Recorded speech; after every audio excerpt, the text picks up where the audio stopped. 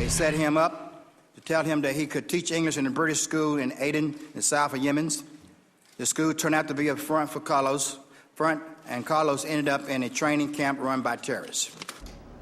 A distraught father shares details of how his family has forever been changed. His once career-minded son turns to a life of terrorism. Emotional testimony on Capitol Hill today as Washington begins controversial hearings into Muslim radicalization. Fox News' Amy Lang shows you how backlash over the hearing extends from the nation's capital all the way to right here in Metro Detroit.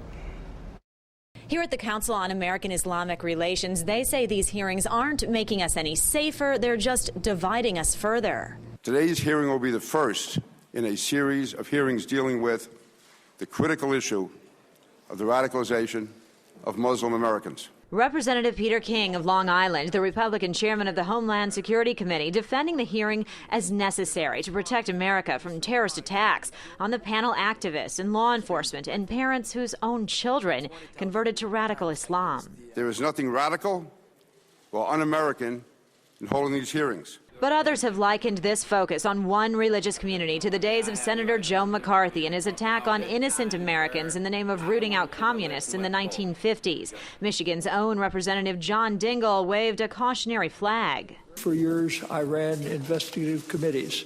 I kept a picture of Joe McCarthy hanging on the wall so that I would know what it was I did not want to look like, to do, or to be.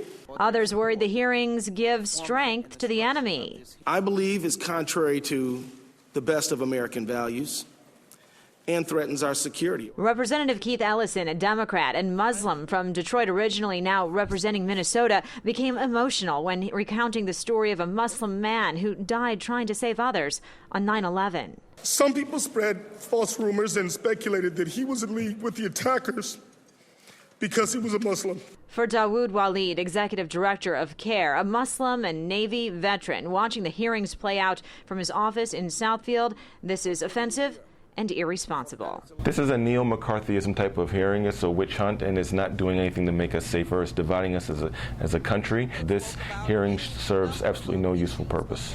In Southfield, Amy Lang, Fox 2 News.